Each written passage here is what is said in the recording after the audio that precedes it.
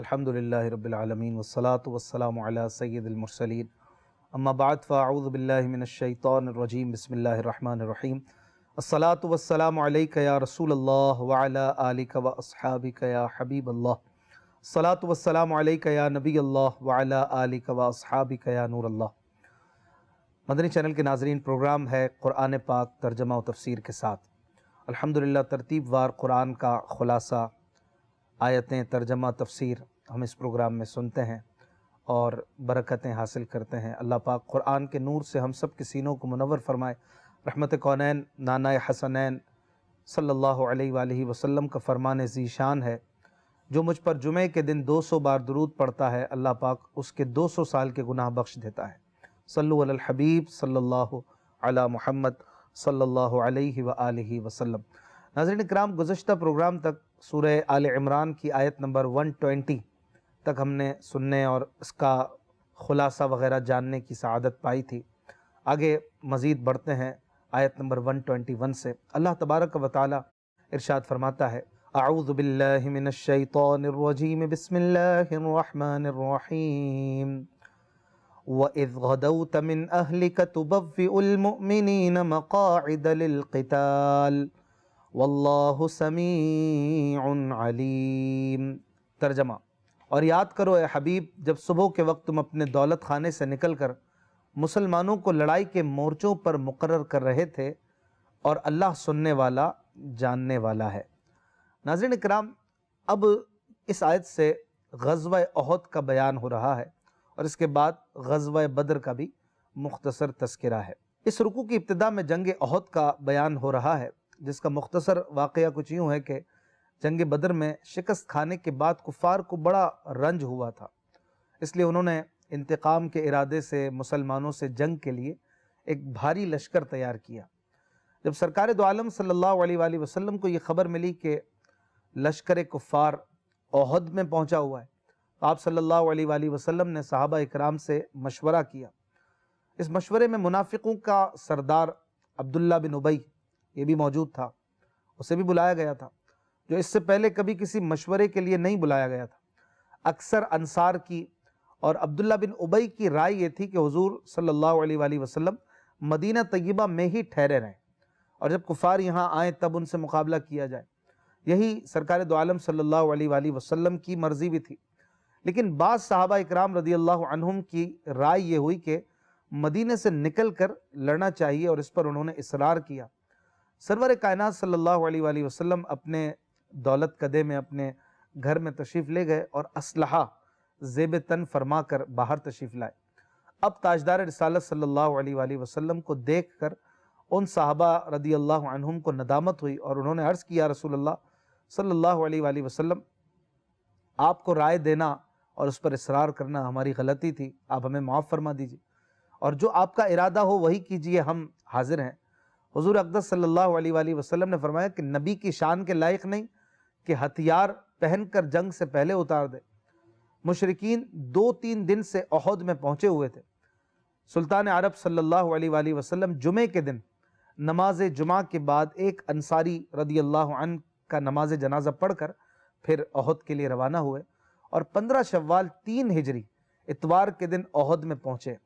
اور پہاڑ کا ایک درہ جو لشکر اسلام کے پیچھے تھا، اس طرف سے یہ ایک ڈاؤٹ تھا، اندیشہ تھا کہ دشمن پیچھے سے کہیں آ کر حملہ نہ کرے۔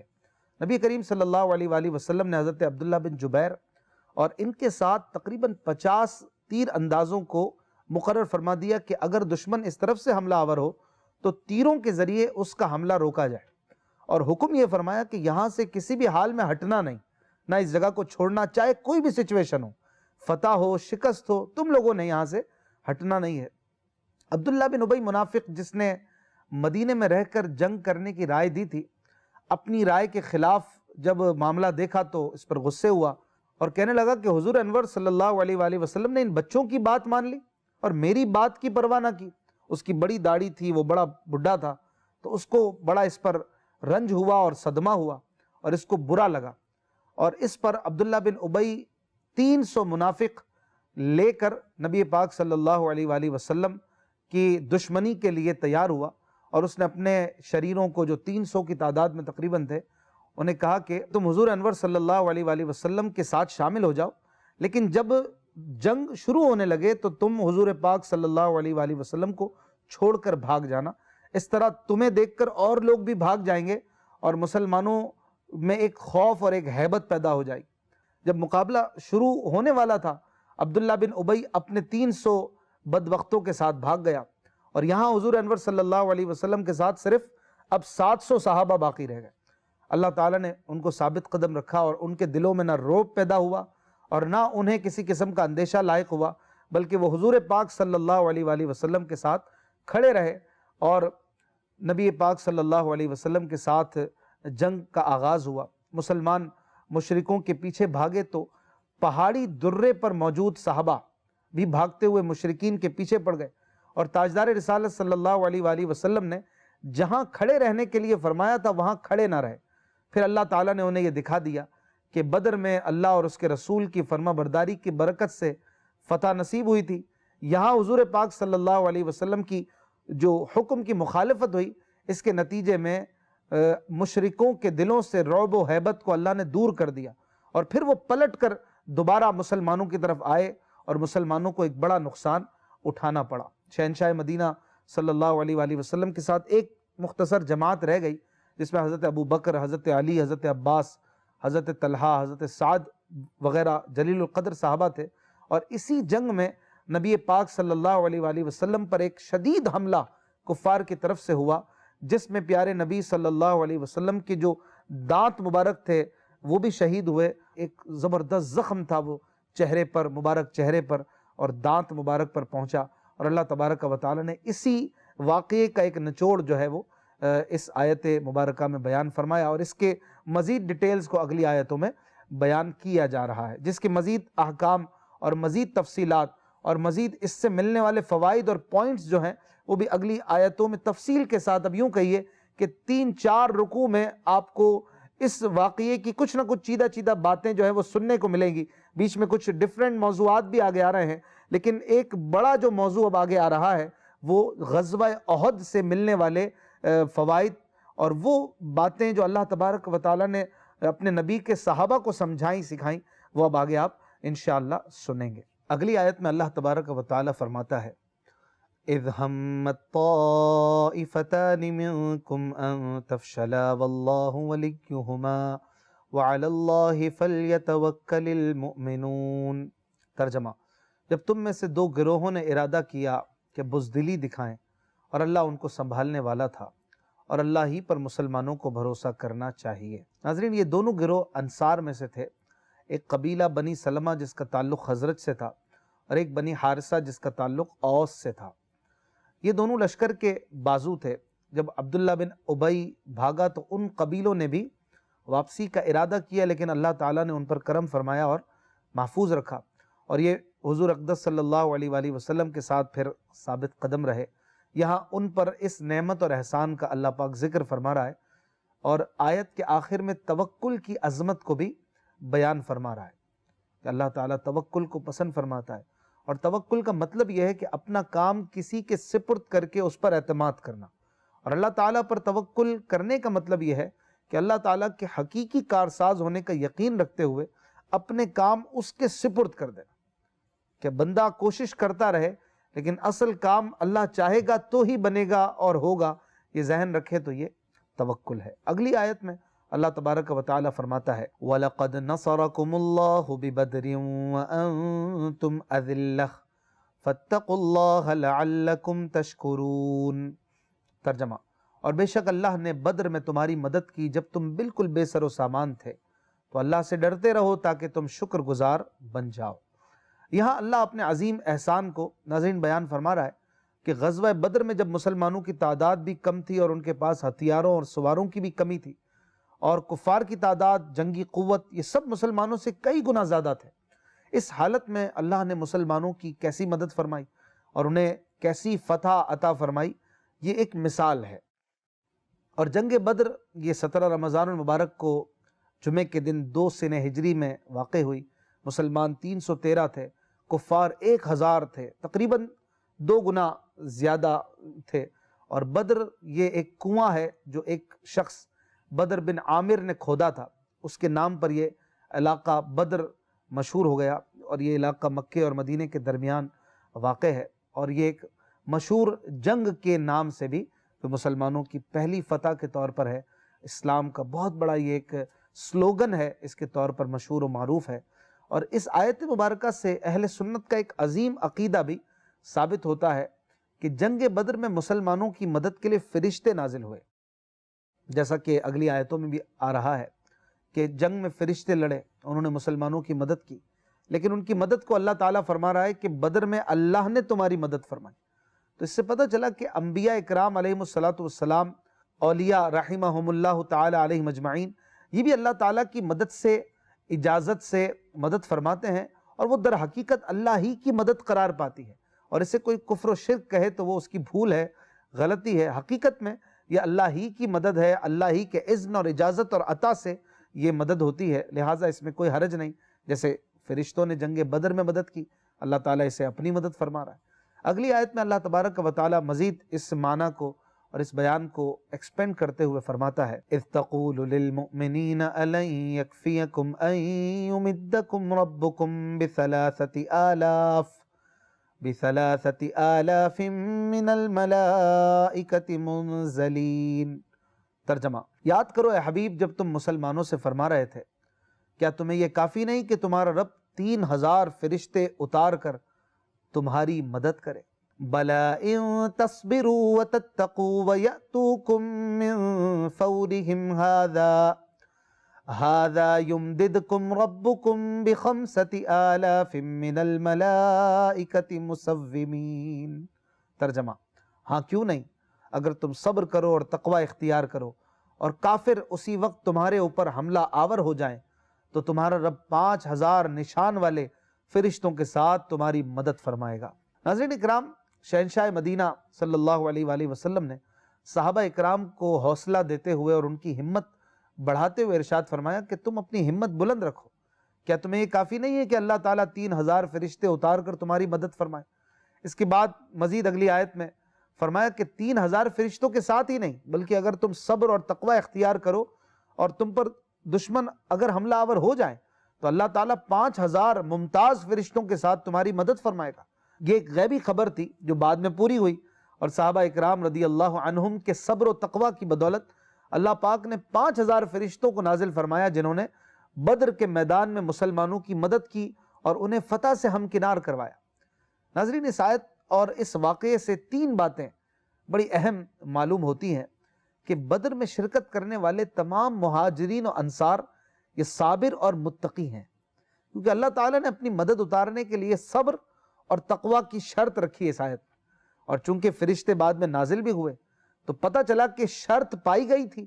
لہٰذا صحابہ اکرام نے جو صبر اور تقوی کا مظاہرہ کیا، اس سے فرشتوں کی مدد پہنچی، اور اس سے یہ بھی ثابت ہوا کہ صبر اور تقوی انہوں نے جو اختیار کیا تھا اس پر قرآن گواہ ہے، یعنی قرآن پاک نے انڈائریکٹلی بتا دیا اس مدد کے اترنے کے ساتھ ہی کہ ان لوگوں نے چونکہ صبر و تقوی اختیار کیا تھا، شرط پائی گئی تو مشروط بھی پایا گیا، اور صبر و تقوی جب ان میں پایا گیا تو صبر و تقوی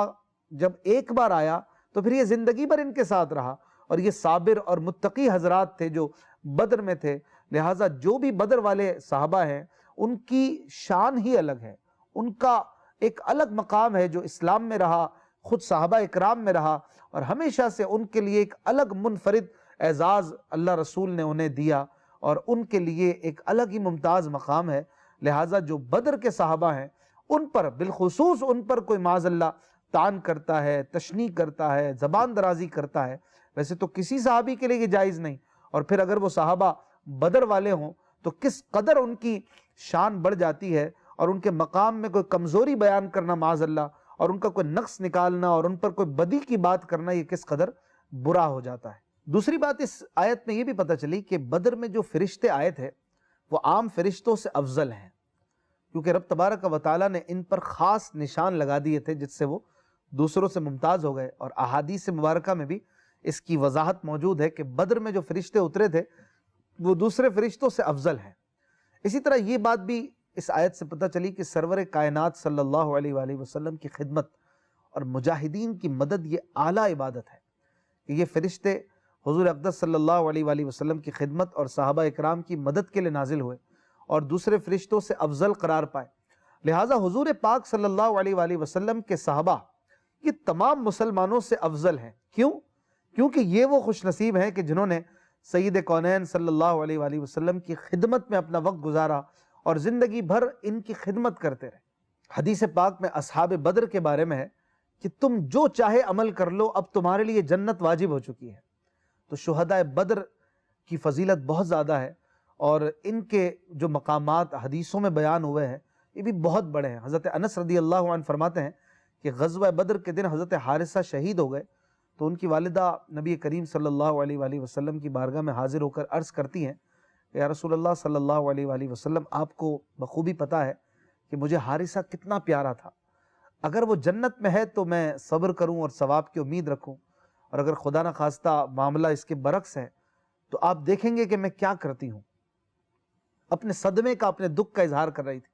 بیٹا چلا گیا تھا۔ آپ صلی اللہ علیہ وآلہ وسلم نے ارشاد فرمایا کہ تجھ پر افسوس ہے، کیا تو پاگل ہو گئی ہے؟ کیا خدا کی ایک ہی جنت ہے؟ ارے اس کی جنتیں تو بہت ساری ہیں، اور بے شک حارثہ رضی اللہ عنہ جنت الفردوس میں ہے۔ سبحان اللہ۔ تو یہ بدر کے ایک شہید کی بات ہو رہی ہے کہ ایک شہید یہ جنت الفردوس میں پہنچے، اور اس سے یہ بھی اشارتاً پتہ چلتا ہے کہ شہدائے بدر کے لیے بڑی عظمت والی جنت ہے، ان کے مقام بڑے بلند ہیں، اور نبی پاک صلی اللہ علیہ وسلم کی نگاہ پاک کا بھی کیا کہنا کہ زمین پر موجود ہیں، اور بدری صحابہ کے جنتی مقام کو دیکھ رہے ہیں اور بتا رہے ہیں کہ شہید ہونے والا ابھی کہاں ہے۔ سبحان اللہ۔ پیارے نبی صلی اللہ علیہ وآلہ وسلم کا یہ بھی تو غیب بتانا ہے۔ سبحان اللہ۔ اگلی آیت میں اللہ تبارک و تعالیٰ فرماتا ہے وَمَا جَعَلَهُ اللَّهُ إِلَّا بُشْرَى لَكُمْ وَلِتَطْمَئِنَّ قُلُوبُكُمْ بِهِ وَمَا النَّصْرُ إِلَّا مِنْ عِنْدِ اللَّهِ الْعَزِيزِ الْحَكِيمِ۔ ترجمہ، اور اللہ نے اس امداد کو صرف تمہاری خوشی کے لیے کیا، اور اس لیے کہ اس سے تمہارے دلوں کو چین ملے، اور مدد صرف اللہ کی طرف سے ہوتی ہے جو زبردست ہے، حکمت والا ہے۔ ناظرین، یہاں فرمایا گیا کہ اللہ تعالیٰ نے فرشتوں کو اتار کر جو تمہاری مدد کی ہے وہ صرف تمہاری خوشی کے لیے کی،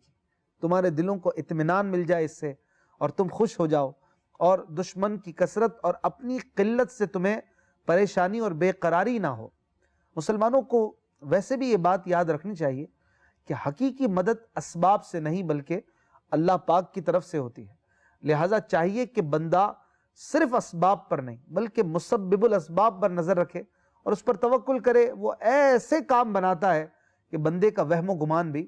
وہاں تک نہیں پہنچتا۔ اور اس آیت سے ناظرین یہ بھی پتہ چلا کہ صحابہ اکرام رضی اللہ عنہم کی خوشی یہ اللہ کو کتنی محبوب ہے، کتنی پیاری ہے کہ ان کو خوش کرنے کے لیے اللہ نے مدد بھیجی اور فرشتوں کو زمین پر اتارا۔ اگلی آیت میں اللہ پاک فرماتا ہے لِيَقْطَعَ طَرَفًا مِّنَ الَّذِينَ كَفَرُوا أَوْ يَكْبِتَهُمْ فَيَنْقَلِبُوا خَائِبِينَ۔ ترجمہ، اس لیے کہ وہ کافروں کا ایک حصہ کاٹ دے یا انہیں ذلیل و رسوا کر دے تو وہ نامراد ہو کر لوٹ جائیں۔ یہاں مزید مسلمانوں کی مدد کرنے کے ساتھ ساتھ فرشتوں کو اتارنے کی ایک اور حکمت اور اپنی مدد کی ہی حکمتوں کو مزید بیان کیا جا رہا ہے کہ اللہ تعالیٰ نے مسلمانوں کی مدد اس لیے بھی فرمائی کہ کافروں کے بڑے بڑے سردار مارے جائیں، گرفتار ہو جائیں اور کافروں کی قوت ختم ہو جائے۔ اور بدر میں پھر ایسا ہی ہوا، مسلمانوں کو جو فتح اور جو کانفیڈنس بدر میں حاصل ہوا اس کی بات ہی کچھ اور تھی۔ اگلی آیت میں اللہ تبارک و تعالیٰ فرماتا ہے لَيْسَ لَكَ مِنَ الْأَمْرِ شَيْءٌ أَوْ يَتُوبَ عَلَيْهِمْ أَوْ يُعَذِّبَهُمْ فَإِنَّهُمْ ظَالِمُونَ وَلِلَّهِ مَا فِي السَّمَاوَاتِ وَمَا فِي الْأَرْضِ يَغْفِرُ لِمَنْ يَشَاءُ وَيُعَذِّبُ مَنْ يَشَاءُ وَاللَّهُ غَفُورٌ رَحِيمٌ۔ ترجمہ، اے حبیب آپ کا اس معاملے سے کوئی تعلق نہیں، اللہ چاہے تو انہیں توبہ کی توفیق دے دے اور چاہے تو انہیں عذاب میں ڈال دے، کیونکہ یہ ظالم ہے، اور اللہ ہی کا ہے جو کچھ آسمانوں میں ہے اور جو کچھ زمین میں ہے، جسے چاہے بخشے جسے چاہے عذاب کرے، اور اللہ بخشنے والا مہربان ہے۔ ناظرین اکرام، ہجرت کے چوتھے سال ماہ سفر میں سرکار دو عالم صلی اللہ علیہ وآلہ وسلم نے 70 قاری صحابہ اکرام رضی اللہ عنہم کو مکہ اور عسفان کے درمیان ایک جگہ بیر معونہ کی طرف بھیجا تاکہ وہاں لوگوں کو قرآن پاک اور دینی مسائل کی تعلیم دیں۔ عامر بن طفیل نے دھوکے سے ان صحابہ کو شہید کر دیا۔ ان کافروں کے خلاف حضور علیہ السلام نے بربادی کی دعا کا ارادہ فرمایا تو اللہ تعالیٰ نے آپ صلی اللہ علیہ وآلہ وسلم کو روک دیا، اور اسی کے متعلق یہ آیت کریمہ نازل ہوئی اور فرمایا کہ آپ صلی اللہ علیہ وآلہ وسلم ان کے لیے کوئی دعا نہ کریں، ان کا معاملہ اللہ تعالیٰ پر چھوڑ دیں، اللہ چاہے تو انہیں توبہ کی توفیق دے اور چاہے تو انہیں عذاب دے۔ یہ حضور اقدس صلی اللہ علیہ وآلہ وسلم کی وہ تربیت ہے جو اللہ پاک نے خود فرمائی اور اپنے حبیب مکرم صلی اللہ علیہ وآلہ وسلم کی ہر جگہ کامل رہنمائی فرمائی۔ ناظرین کرام، یہاں سے اور قرآن پاک کی اس قسم کی کئی آیتوں سے یہ بات بڑی واضح طور پر معلوم ہوتی ہے کہ اللہ پاک کو اپنے حبیب صلی اللہ علیہ وآلہ وسلم سے بڑی محبت ہے، اور بڑا ہی فضل ہے اللہ کے حبیب صلی اللہ علیہ وآلہ وسلم پر اللہ کا کہ جگہ جگہ اپنے حبیب کی وہ رہنمائی فرماتا ہے، تربیت فرماتا ہے، اور کئی چیزوں میں اپنے حبیب صلی اللہ علیہ وآلہ وسلم کے معاملات کو وہ سنبھالتا ہے، وہ سنوارتا ہے، اور اسی نے آپ کو حسین و جمیل بھی بنایا، کامل معلم بھی بنایا، نبی بھی بنایا۔ یہ شان مصطفی ہے کہ اللہ تبارک و تعالیٰ کئی جگہوں پر آپ کو کئی چیزوں کا حکم فرماتا ہے، کئی چیزوں سے روک دیتا ہے۔ جیسے اس مقام پر کفار کے لیے دعائے بد سے روک دیا گیا، اس میں جو حکمتیں تھیں وہ بھی آپ نے سنی کہ ہو سکتا ہے کہ کئیوں کو ان قاتلوں میں سے کفر سے ایمان کی طرف آنے کی توفیق مل جائے، توبہ کی توفیق مل جائے، اور بعد میں ایسا کئیوں کے ساتھ ہوا بھی۔ تو اللہ تبارک و تعالیٰ اپنے حبیب صلی اللہ علیہ وسلم کے معاملے میں بہت کرم فرما ہے، اور ان کے لیے بڑی ہی تربیت اور رہنمائی کا معاملہ اور رحمت کا معاملہ رکھتا ہے۔ اللہ پاک سے دعا ہے کہ ہمیں پیارے نبی صلی اللہ علیہ وسلم کی محبت اور آپ کی نسبت پر استقامت ملے، قرآن سمجھنے اور اس پر عمل کرنے کی توفیق بھی ملے۔ انشاءاللہ زندگی رہی تو اگلے پروگرام میں پھر ملاقات ہوگی۔ اپنا خیال رکھیے گا۔ صلو علی الحبیب صلی اللہ علی محمد صلی اللہ علیہ وآلہ وسلم۔